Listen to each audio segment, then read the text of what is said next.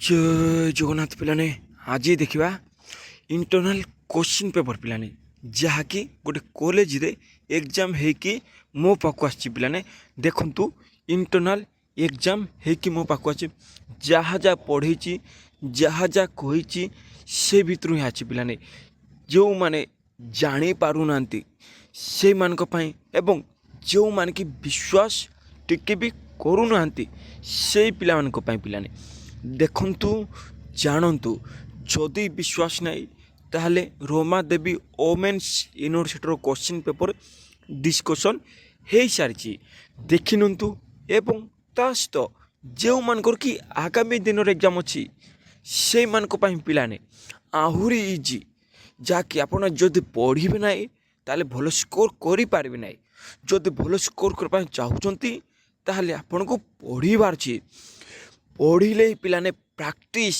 एमती प्रैक्टिस करंतु जहाँकि आपण एग्जाम हॉल रे जाऊ जाऊ लिखिदे पारिबे। देखंतु पिलाने यह हूँ पॉलिटिकल साइंस रो 4th सेमिस्टर कोर 9 पिलाने वेस्टर्न पॉलिटिकल थॉट 2 जा पिलाने कोर 9 देखंतु देखंतु 2 मार्क अच्छी ओ तास्त 10 मार्क अच्छे पिलाने देखंतु 2 मार्क और 10 मार्क जहाँ कही से भितर अच्छे सबूत पिलाने देखंतु हेगेल्स बा answer any 5 questions short notes बोली कह जाउछि हेगेल्स डायलेक्टिकल मेथड 3टा अच्छे पिलाने कही हेगेल को द्वंद्वात्मक पद्धति कौन पिलाने गोटे है 3टा पिलाने गोटे पक्ष विपक्ष समन्वय थीसिस एंटीथीसिस सिंथेसिस पिलाने ये सब हूँ 3टा मेथड जहाँकि गोटे पॉजिटिव रे थिबो आदर्श अनुसार लिखिबे आदर्श अनुसार यह सत्य को बाहर कर जाय थाए कही सारी जदि विश्वास ना बा जदि देखि नांती ताले देखिनंतु वीडियो सब हेगेल्स कॉन्सेप्ट ऑफ जाइट स्पिरिट बा हेगेल को धारणा कौन थिला भगवान पूरा जहाँकि से भगवान जे कि ईश्वर से ईश्वर पृथ्वी रे पाद पकाई जहाँकि गोटे तरफ बुझा लोक मैंने राष्ट्र तैयार कर गोटे पट बुझा जे कि भगवान पृथ्वी रे हुली से राष्ट्र तैयारी कर मन रखु। नेक्स्ट हेगेल्स फिलोसफी ऑफ हिस्ट्री पूरा फिलोसफी ऑफ हिस्ट्री जहाँ गोटे पॉजिटिव जहाँकि सकारात्मक पावर विषय कहते फ्रीडम विषय कहते सबू जाक पिलाने जे जहाँकि पूरा पॉजिटिव लिखे पूरा देखने पिलाने जहाँकि डायलेक्टिकल जिते सब अच्छे से सब लिखे हेगेल्स फिलोसफी ऑफ हिस्ट्री से विषय कौन कह जाए Karl Marx concept of surplus value बारंबार कही जा देखु कार्ल मार्क्स अनुसार गोटे कंपानी रे से कंपानी रे गोटे द्रव्य 5 टंकार किना जाए एवं से द्रव्य तैयारी हेबार लगे आ 5 टंका खर्च मिनिमम 10 टंका खर्च होला किंतु पिलाने से 10 टंका खर्च होला एवं से लाभ पाए ताहा मार्केट को जीव से द्रव्य जदि मार्केट को जाए ताले से जा द्रव्य तैयारी प्रोडक्शन से प्रोडक्शन तार दाम हो 30 टंका देखो 10 टंका खर्च होला 30 टंका बिक्री होची एवं एठारे संपूर्ण मात्र 20 टंका लाभ अच्छी किंतु देखो एठारे पिलाने मिनिमम 50 जन श्रमिक थे से 50 जन को 5 टंका देवे भाग कर पिलाने एवं जहाँ रहीगला पिलाने से सबू मालिक नहीं जीवे ता हूँ सरप्लस वैल्यू जहाँकि बड़की गला से समय पुंजीपति रो दास बुझंतु पुंजीपति दास श्रमिक थे से श्रमिक माने तांको पाखर किछि नथिबारु पूरा तांको पाखर किछि नथिबारु तांके जाउथले कार्य करबा पई से कार्य पूरा बाध्य होकर कार्य करुले जहाँकि कम पावना से दि जाऊला ଯେତେ ସବୁ ରହିଗଲା ସେ ସବୁ ମାଲିକ ନେଇଯାଉଥିଲେ। Next Karl Marx concept of class struggle ବାରମ୍ବାର କହିଛି ଶ୍ରେଣୀ ସଂଘର୍ଷ। ଏଠାରେ ଦୁଇ ଜଣଙ୍କ ନାଁ ଆସିବ, ଗୋଟେ ହେଉଛି ବୁର୍ଜୁଆ ବା ପୁଞ୍ଜିପତି ବା ମାଲିକ ବା ଯାହା ପାଖରେ ଟଙ୍କା ଅଛି, ଆଉ ଗୋଟେ ପଟେ ବୁଝିବା ଶ୍ରମିକ ଯିଏକି କାର୍ଯ୍ୟ କରିଥାଏ, ଯିଏକି ପ୍ରତିଦିନ ଗୋଡ଼ ହାତ ଚଲେଇକି ମେହନତ କରିଥାଏ, ଯାହା ଶକ୍ତିକୁ ଗୋଟେ ଜାଗାରେ ୟୁଜ୍ କରିଥାଏ, ତା ହେଉଛି ଶ୍ରମିକ ପିଲାମାନେ କାର୍ଯ୍ୟ କରିଥାଏ। ସେଇ ଶ୍ରମିକ ମଧ୍ୟରେ ଷ୍ଟ୍ରଗଲ୍ ବୋଲି କୁହାଯାଉଛି। କ'ଣ ପାଇଁ ଷ୍ଟ୍ରଗଲ୍?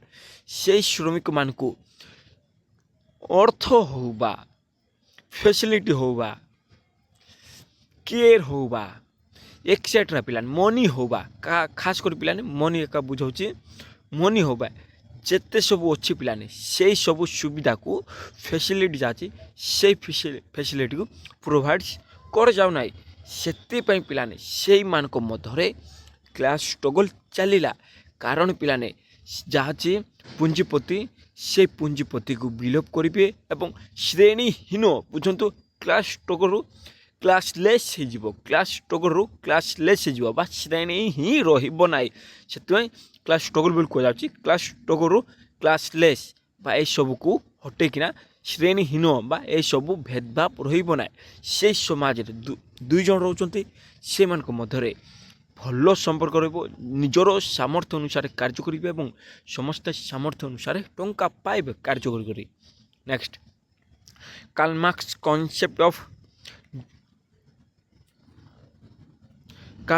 କନସେପ୍ଟ ଅଫ୍ ଡିକ୍ଟେଟରସିପ୍ ବା Karl Marx concept of dictatorship of the proletariat. Karl Marx concept of dictatorship of proletariat. ଏଠାରେ ବୁଝନ୍ତୁ ଡିକ୍ଟେଟରସିପ୍ କ'ଣ? ଯାହାକି ଏକଛତ୍ରବାଦ, ଯିଏକି ଜଣେ ହିଁ ଶାସନ କରିବ। ପ୍ରୋଲେଟେରିଏଟ୍ ସେଇ ଶ୍ରମିକମାନେ ଯାହା ପାଖରେ ହରାଇବା ପାଇଁ କିଛି ନାହିଁ, ସେଇମାନେ ଆଗରୁ ହିଁ ହରାଇ ଦେଇଛନ୍ତି। ସର୍ବରା ପ୍ରୋଲେଟେରିଏଟ୍ ମିନ୍ସ କ'ଣ? ସର୍ବରା ଯିଏକି ଆଗରୁ ହିଁ ସବୁକିଛି ହରାଇ ଦେଇଛନ୍ତି ଏବଂ ସେଇମାନେ ଗୋଟେ ପୁଞ୍ଜିପତି ପାଖରେ ଦାସ ହେଇକିନା କାର୍ଯ୍ୟ କରୁଛନ୍ତି। ସେଥିପାଇଁ ଏଠାରେ ଗୋଟେ ୱାର୍ଡ଼ ଲେଖାଯାଇଛି ଡିକ୍ଟେଟରସିପ୍ ଅଫ୍ ପ୍ରୋଲେଟେରିଏଟ୍। ଡିକ୍ଟେଟରସିପ୍ ଅଫ୍ ଦ ପ୍ରୋଲେଟେରିଏଟ୍ ସେଇ ସର୍ବରାମାନଙ୍କର ଶାସନ, ଯିଏକି ତାଙ୍କେ ଏମିତି ଶାସନ କରିବେ ସେଇ ଲୋକମାନଙ୍କର ବିକାଶ ହେବ, ଯିଏକି ସମାଜରେ ରହୁଥିବ, ସମାଜର ଅତ୍ୟାଚାରକୁ ଦୂର କରିବ, ଅର୍ଥନୀତି ସମାନ କରିବ, ଭେଦଭାବକୁ ଦୂର କରିବ ଏବଂ ଏମିତି ଗଠନ ରାଷ୍ଟ୍ର କରିବ ସେ ରାଷ୍ଟ୍ରହୀନ ବା ସେଠାରେ ଆଉ କୌଣସି ଭେଦଭାବ ରହିବ ନାହିଁ। ସମସ୍ତେ ସାମର୍ଥ୍ୟ ଅନୁସାରେ କାର୍ଯ୍ୟ କରିବେ ଏବଂ ସେଇମାନେ ଶାସନ କରିବେ ଯେଉଁମାନେ କି ଶ୍ରମିକ ଥିବେ। ଏଠାରେ ବୁଝନ୍ତୁ ସେ ଶ୍ରମିକ ସମସ୍ତଙ୍କୁ ସୁବିଧା ସୁଯୋଗ ପ୍ରଦାନ କରିବେ। ନେକ୍ସଟ ଦେଖନ୍ତୁ long question, answer any one question ବୋଲି କୁହାଯାଉଛି। ଏନାଲାଇଜ୍ ହେଗେଲ୍ସ କଣ୍ଟ୍ରିବ୍ୟୁସନ୍ ଟୁ ପଲିଟିକାଲ ଫିଲୋସଫି। ପୁରା ଇଜି ପିଲାମାନେ, ସେଇ ଫିଲୋସଫି ଉପରେ ପୁରା ଲେଖିଦେବ। ଯଦି ବି ଏହା ଆସୁନାହିଁ ତାହେଲେ ଓରେ ଦିଆଯାଇଛି। ଦେଖନ୍ତୁ ଏନାଲାଇଜ୍ ମାର୍କସ ଆଇଡ଼ିଆ ଅଫ୍ କ୍ଲାସଲେସ୍ ବାରମ୍ବାର କହିଛି, ଯାହାକି କ୍ଲାସ୍ ହିଁ ରହିବ ନାହିଁ ଆଣ୍ଡ ଷ୍ଟେଟଲେସ୍ ବା ଷ୍ଟେଟ୍ ହିଁ ରହିବ ନାହିଁ। କ'ଣ କହୁଛନ୍ତି? ପୁରା ଯେତେ ସବୁ ଅଛି ପିଲାମାନେ ସେ ସବୁକୁ ଇନକ୍ଲୁଡ଼ କରିଦେ ପିଲାରେ। ଏହା ଥିଲା ଗୋଟେ କଲେଜର କ୍ୱେଶ୍ଚିନ୍ ପେପର୍ ବା ଇଣ୍ଟରନାଲ୍ କ୍ୱେଶ୍ଚିନ୍ ପେପର୍, ଯାହାକି ପଢ଼େଇଛି 100% ଏଠାରେ ଆସି ପିଲାମାନେ। ଯଦି ଆପଣମାନେ ପଢ଼ିବେ ବା ଆପଣମାନେ ଯଦି ପଢ଼ିକରି ଲେଖିବେ ବା ବିଶ୍ୱାସ ନାହିଁ ତାହେଲେ ଦେଖିନିଅନ୍ତୁ। ଯଦି ଆଗରୁ ହିଁ ପଢ଼ିବେ ତାହେଲେ ପିଲାମାନେ ଆପଣଙ୍କର ମାର୍କ ଭଲ ଆସିବ ଏବଂ ଆପଣ ଭଲ ଭାବରେ ଲେଖିପାରିବେ। ଯଦି ବିଶ୍ୱାସ ନାହିଁ ତାହେଲେ ଥାର୍ଡ଼ ସେମିଷ୍ଟାର ଦେଖିନିଅନ୍ତୁ କ୍ୱେଶ୍ଚିନ୍ ପେପର୍ ଏବଂ ଆଗକୁ ଯେଉଁମାନଙ୍କର ଏକ୍ଜାମ୍ ଅଛି ସେମାନେ ଏଇ ଚ୍ୟାନେଲ୍ରେ କ୍ୱେଶ୍ଚିନ୍ ପେପର୍ ସେଣ୍ଡ କରିବେ ବା କମେଣ୍ଟ କରିବେ। ଏଇ ଚ୍ୟାନେଲ୍ରେ ସେଇ କ୍ୱେଶ୍ଚିନ୍ ପେପର୍ ଅପଲୋଡ଼ ହେବ ଯାହାକି ଆପଣଙ୍କର ଏକ୍ଜାମ୍ ହେଇଥିବ ଏବଂ 100% ଗ୍ୟାରେଣ୍ଟି ଦେଉଛି ଯାହା ପଢ଼େଇବି, ଯାହା ପଢ଼େଇଛି ସେ ଭିତରୁ ଆସିବ, ଟୋଟାଲି ବାହାରୁ ଆସିବ ନାହିଁ। ଜୟ ଜଗନ୍ନାଥ।